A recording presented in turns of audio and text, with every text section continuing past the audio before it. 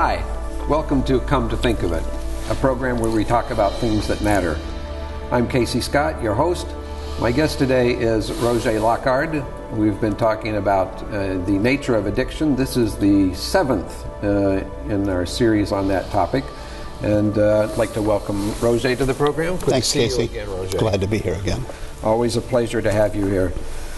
Now, last time, or actually for the last several episodes, we've been talking about addictive technologies, noting once again that technology is a term that we use to describe a means of manipulation of something for the purpose of control. Yes, yeah. And in this case, we're manipulating the experience of self.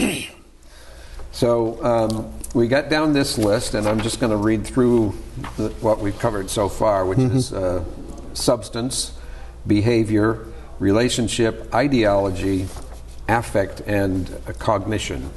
Now, this is a list that you prepared some time ago, and have you done revisions to it over time, or have you found it to hold up pretty well? Well, it gathered itself. It didn't start out as 8, and I've come to appreciate that, like many other features of my addictive cosmology, it's not like DNA. It's not like the absolute only structurally sound or adequate or useful construct.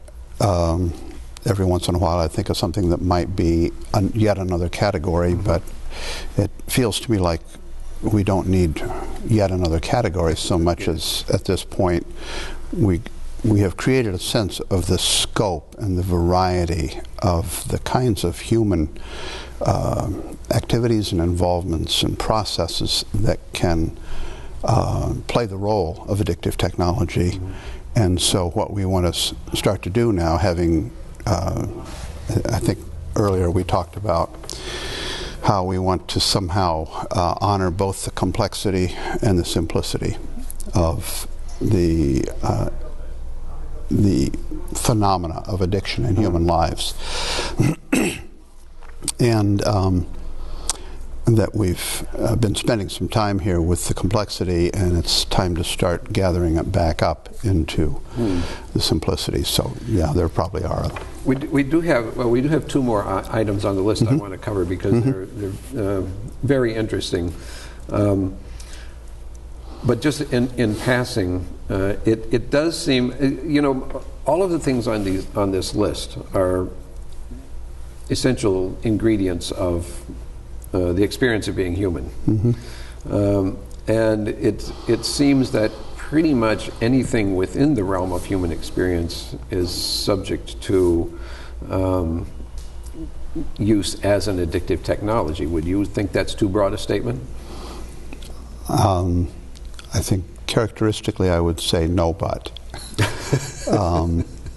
that there are certain kinds of human behavior that are much more amenable and much less amenable to being enlisted to that end, depending on whether or not they lend themselves to control function.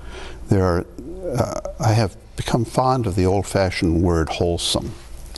There are certain kinds of human activities and involvements that tend toward wholesomeness, and wholesomeness, in my sense of the word, runs contrary to the notion of the kind of dictatorial control perspective that addiction really is about.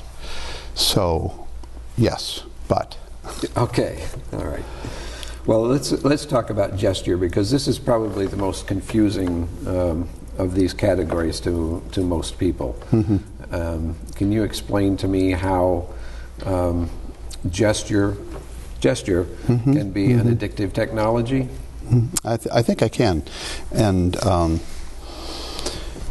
it's intriguing to me because it first entered the list with some hesitancy on my part, because it seemed so easy for it to be at least considered flip and trite and kind of gimmicky. Over the course of time, and there has been, as you suggested earlier, quite a bit of time since this list first gathered. Yes. I have come to view it as almost the single most potent of the categories. But let me back up and tell you, for starters, because I think it is a successful and at the same time a very substantial version of the notion of gesture. It first occurred to me when I was visiting a meeting of Alcoholics Anonymous, and this was long enough ago that it was commonplace for those meetings to have smoking going on. And let me back up and say that in my trainings, I recommend that all people who work in the field of human services visit at least a half a dozen 12-step meetings in order to develop what I call 12-step literacy. So, because a great many of those meetings are open, and we'll come back and we'll talk about that later, I'm sure. But I just wanted to make it clear that visiting 12-step meetings is not limited to some inside group who are members. Yes. So I was at this 12-step meeting, this AA meeting in this case, and it was during the days when smoking was still prevalent. And in fact, AA was notorious for having a great deal of smoking associated with it, smoking and coffee, with the setting of their meetings.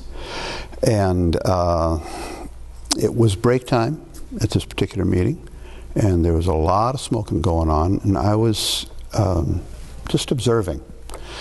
I'm a former smoker myself. I smoked 3 packs a day for 18 years, so I remember the experience. And as well, I've been spared the lapse into righteousness that sometimes afflicts people who are reformed from some unfortunate habit or behavior. So I wasn't looking on with judgment or disfavor, but just kind of noting how pronounced it was and trying to make sense out of that. And it hit me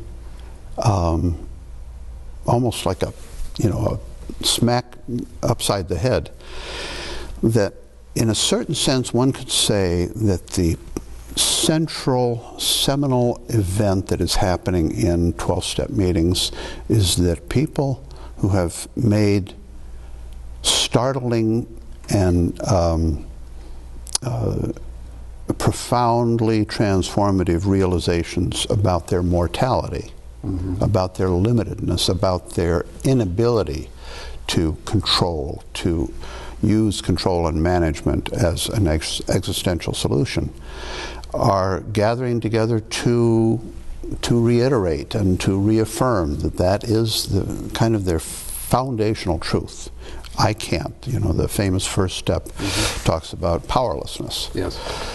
And so here's a room full of people who are doing the culturally uncharacteristic thing of asserting their mortality rather than denying it and saying, oh no, not me. And they're smoking their brains out, somewhat literally perhaps. And what hit me was the notion, okay, what does every air-breathing creature on Earth do if they get 3 parts per million of smoke in their lovely nostrils? They run away. Because we are hardwired, whether we're birds or mammals or whatever we are hardwired with the fundamental truth. Fire equals death. Yeah. So get the hell out of here. So what are we saying if we, in effect, take this cigarette and inhale it, hold it for a little while, maybe blow some smoke rings, and then do Humphrey Bogart or whoever we or Adam happen Clayton Powell. Adam Clayton Powell or whoever we favor in this imagery. But what we're basically saying is mortality, not here. Yeah. Not here. And I saw it as a kind of counterbalance, a kind of something that made it more tolerable to keep showing up for this affirmation of mortality, of limitedness. And then I did some more thinking about it and reflecting on my own experience, and I thought, when do most people start smoking? It's in adolescence, which is the time when our developmental task richly includes exploring the notion that in fact we are unlimited in our power and in our option and so forth. And so that notion that it's a gesture, that's where that word came from, was from that incident. So Go ahead. You are using the word gesture in a much broader sense than just this kind of gesture. Yes. That a gesture is any kind of behavior that is an expression of attitude or... One of my favorite categories in this category, one of my favorite forms of gesture to illustrate this is righteousness. And one could no doubt see other ways and other areas in which the notion of righteousness might apply. It might apply to relationship, might apply to ideology, so forth and so on, affect. But there is in righteousness a quality of dismissal, where the people that you are feeling righteously juxtaposed against, as it were, are summarily dismissed. Now that is a gesture which I think has appealed to humans probably since the cave days, but it's my impression that it has become increasingly a feature of our social and cultural status quo, to our great misfortune, I think, eventually, because it is at the expense of respect. Yeah. And without getting too elaborate here, too linguistically elaborate, again, I like the word to inform me about what it's about, and the word respect has R-E, do again, spect, see. And when we respect someone, my sense is what happens basically is we do a certain kind of a double take. It's like I can say, oh, there's K.C. Oh, there's K.C. And when I do that double take, I get that you're here, and then I get it that you are here. You see again. And you take, yes, exactly. And I take in, wait a second, it's K.C. here. It's not just, that. Yeah. That's the substantial opposite from the gesture of dismissal. And that brings in, by the way, your query at the beginning about are there categories that would be less, or technologies that would be less prone to lend themselves to being the seed crystal for addiction. There's an instance. Respect is a piss poor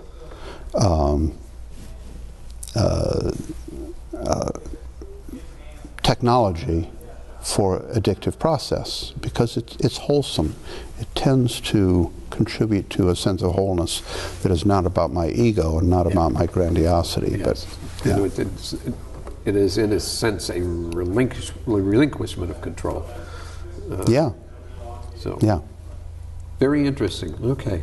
The last category on this list is pathology. Also a very interesting possibility to consider that one could be addicted to a pathology. Well, if we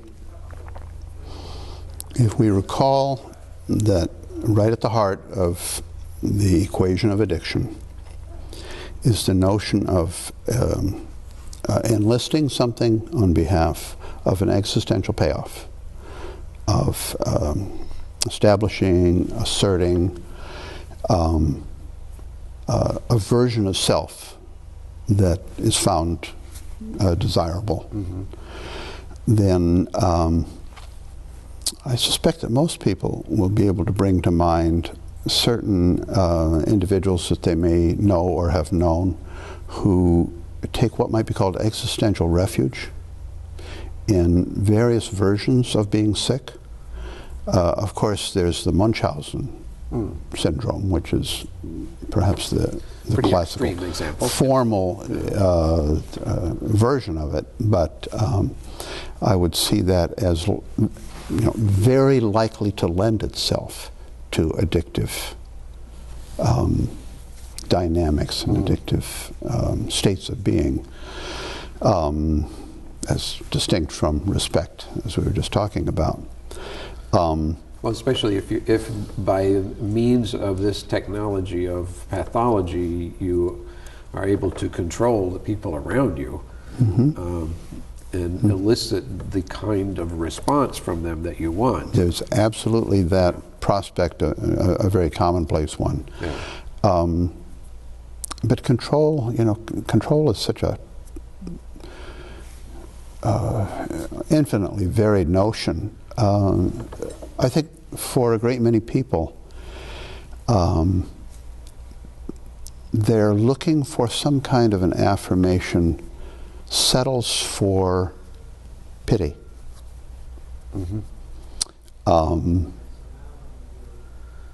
I recall early in my own sobriety, I went through a phase of writing a lot of poetry. I don't think I've mentioned that in these conversations here. And a lot of the poems were short pieces that were essentially commentary on my own process.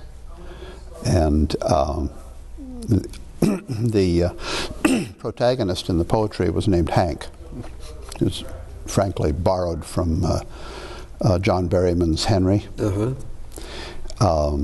And this particular piece went, "Pity poor Hank, for whom pity was too often enough." I was appreciating the paucity of that payoff. But if that's the best you can come up with, if you don't feel that you have or deserve dignity, so forth and so on, then you'll settle for pity. And indeed, some people will not merely settle for it, they will aggressively pursue it, sometimes bringing on great catastrophes upon themselves. Okay, yes, very sad commentary. You have taken great pains all along in these discussions to note that these technologies are all interwoven, and that any instance of addiction is almost certainly involving more than one. And we're all familiar with the alcoholic, cocaine addict, or the compulsive gambling sex addict, but there may be subtler combinations that would escape the notice of the untrained eye. So I wonder if you could talk just a bit about that.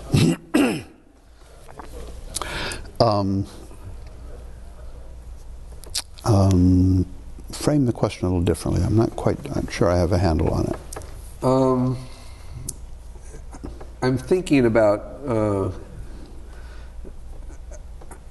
how our viewer might relate to this concept of all of these interwoven behaviors, the core control idea. Yeah, and how that could be wrapped up into something that someone might relate to who is not an alcoholic, not a drug addict, not an overeater, but just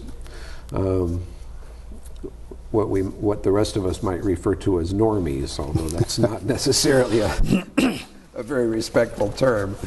So I was wondering if you could just make that concept a little bit broader somehow? Well, I'm not sure this is what you have in mind, but let me take a stab at this. My inclination at this point, Casey, because I have some sense of where we're headed here, is to go all the way back to, I think it may be our first conversation, where I set forth the 21-word summary of the entire field of addiction and sobriety.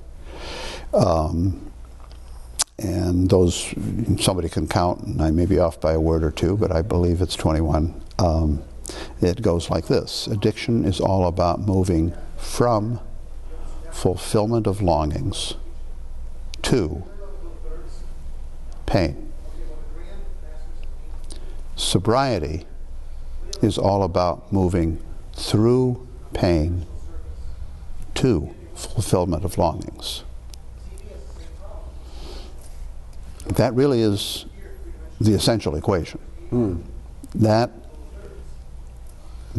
encompasses, that fundamentally characterizes every instance of addiction and every storyline of sobriety that we will ever encounter. But as we can now appreciate, having gone through substance, behavior, relationship, ideology, affect, cognition, it can and does manifest to the same extent of variety and variability as do human beings. And at last count, that was something like 6 or 7 billion. So what we've been trying to do is to break down the phenomena in some of its intricate renderings, so that we can make it bow in the direction of the complexity of human experience and process. But now we want to, okay, having done that, we want to start to gather it back up and see, what are broader themes that unite, and I perhaps this is what you were getting at. Yes, essentially, I think one of the things that I pulled from your 21-word definition there is that it is essential for the addict to do everything available to avoid pain. And of course, that becomes more and more difficult through the progress of the addiction. Well, can I interrupt you, because sure, our construct needs to be broad enough to accommodate those addicts who are addicted to pain. Some of them, a singularly challenging population, by the way. I think a lot of that comes down to how you define pain. Because I know, just looking at my own experience, I know that in the throes of addiction, the least kind of psychological discomfort can seem like extreme pain to be avoided. So I think there's a lot of different ways that you can go with that. So a physical pain may be a way of avoiding a psychological pain. So the other thing that I wanted to mention, kind of to lead us to the next place here, is something that an observation that I made to you in an off-camera conversation recently, and that was that it seems to me that the essential one way of putting the essential ingredient here is that the addict perceives himself as being incomplete absent that technology, and that satisfies a whole range, or attempts to satisfy a whole range of needs. And that we're not going to have time to go into this in detail, but I want to talk about or just introduce the topic of the three modes of addiction that you have defined in your work? Yeah. Let me do that. Excuse me. But let me also come back and kind of take a firm stand here. Yes. Because I'm resolutely, enthusiastically position myself at odds with the notion that addiction emerges out of some version of pathology. And so, for example, that tendency to see addiction as pain avoidance doesn't work for me, although there's plenty of pain avoidance that ultimately comes along, and you are absolutely correct when you suggest that there's pain and then there's pain. I posited pain avoidance as a key ingredient, not as a cause. Right, but again, there are versions in all this intricate manifestation of addiction. There are instances where pain really is a very central part of the payoff, really part of the addictive solution. And so what I want to do is I want to bring our attention back to the notion that the core dynamo is the reaching for fulfillment of longings. And it is not at all uncommon in human experience, including healthy human experience, non-addictive human experience, for us to tolerate a vast amount of pain if we feel that it's leading us to or contributing to states of fulfillment. I could come up with examples, but I know we want to expedite this. So that's very helpful in clarifying. Okay. Thank you. Yeah. So what now we want to do, and here we have this endless field, of individual versions of addiction, each one of which is different not only from the other, but from what it itself was a year earlier or an hour earlier or whatever. Sure. So how do we start to sit back and gather it together? And what I found is that one way is to break it down in three categories that subsume fundamental stances in relation to the process, the unfolding of addiction, the original inception, if you will, and then its trajectory afterwards. And each of them has its own worldview that is characteristic of it, and each presents its own particular challenges and opportunities to the person and any allies who may be striving to help them arrive at resolution. So how are we doing on time? Well, I think we have time to just rattle off the three. Those three by name, and then we can take it from there next time. Well, the three are autonomous addicts, codependents, and then this mystical title, adult children. Okay, very good. And I'm afraid that we don't have time to go beyond that, even though that was where we wanted to go today. They'll be there next time. They'll be there next time. They're not going away. Right. Thank you once again, Roget. My pleasure, K.C. Thanks so much. Looking forward to our next discussion. And thank you for joining us on Come to Think of It. I hope you'll be with us next time. Until then, drive cheerfully. I'm K.C. Scott.